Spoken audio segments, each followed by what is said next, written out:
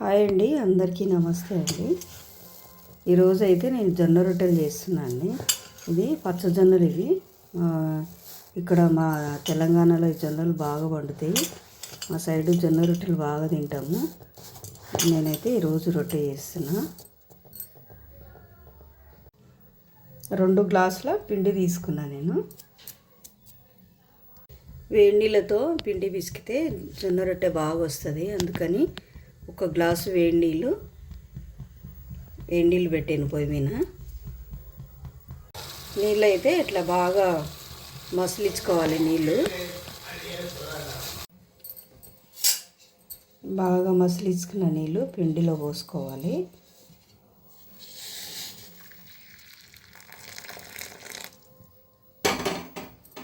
పోసుకొని సలాగితో బాగా పిండి కలుపుకోవాలి.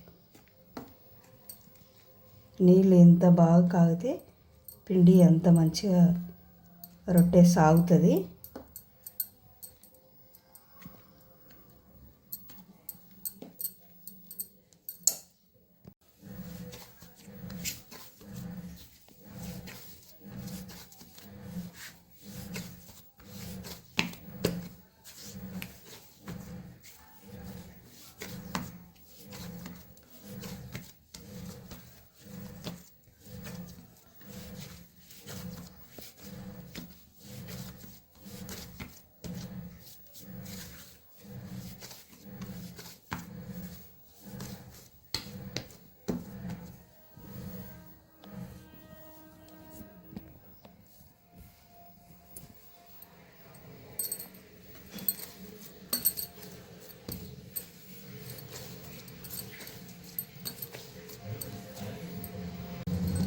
పిండి రొట్టెకి సరిపడా ముద్ద చేసుకొని ఇట్లా తాల్చుకోవాలి. దాన్ని చేతుల మీద తాల్చుకోవాలి. చేతుల మీద తాల్చుకునేది నేను చూపించలేకపోయాను. మళ్ళీ తర్వాత వీడియోలో నేను చూపిస్తాను. ఇప్పుడు మనం రొట్టె కొట్టుకోవాలి.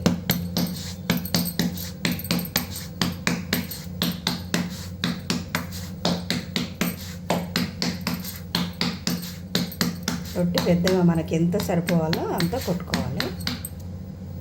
పొయ్యి ముట్టించి పెంకు పెట్టాను. పెట్టిన తర్వాత పెంకు బాగా కాలిన తర్వాత రొట్టె వేసుకోవాలి. పెంకు అయితే బాగా కాలింది. ఇప్పుడు రొట్టె వేసిన తర్వాత మన నీళ్ళల్లో ఇట్లాంటి క్లాత్ వేసుకోవాలి, కాటన్ క్లాత్. ఇప్పుడు రొట్టె అద్దుకోవాలి. బిస్కెట్ నా పిండి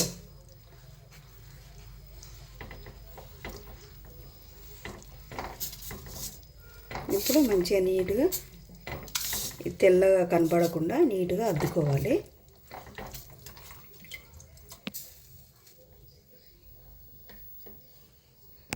ఇప్పుడు రొట్టె కాలింది బాగా.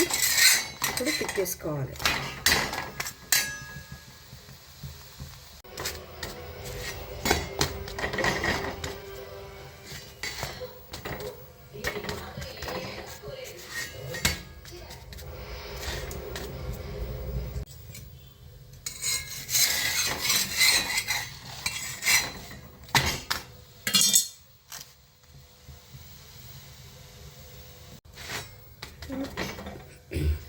రొట్టె తిప్పేసుకున్న తర్వాత ఇట్లా మంచిగా అంచులు కాల్చుకుంటే రొట్టె బాగా టేస్ట్గా ఉంటుంది.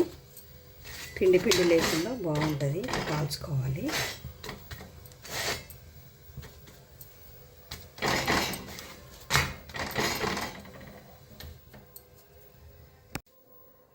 రొట్టెలు అయితే అయిపోయినాయి. చూడండి ఎంత బాగా వచ్చినాయి రొట్టెలు. జొన్న రొట్టె రెడీ అండి. జొన్న రొట్టె కాంబినేషన్ నేనైతే గంగవాయిల కూర, పప్పు, బోటి గోంగూర చేసిన. ఆ 2 తీసుకున్నా. ఈ రొట్టెలకి కాంబినేషన్ బాగుంటుంది. జొన్న రొట్టెలు మా సైడ్ ఎక్కువగా తింటారు, ఎక్కువ చేస్తారు. మా సైడు చాలా బాగుంటుంది. ఇది షుగర్, బీపీ ఉండేవాళ్ళు బాగా తింటారు. తర్వాత ఇది మనకి ఆరోగ్యానికి చాలా మంచిది. బాగా లావుగా ఉన్నోళ్ళు కూడా రొట్టెలు తింటారు. చాలా మంచిది రొట్టెలు తింటే. మరి నచ్చితే మరి మీరు కూడా ట్రై చేయండి, లైక్ చేయండి, షేర్ చేయండి. Thank you.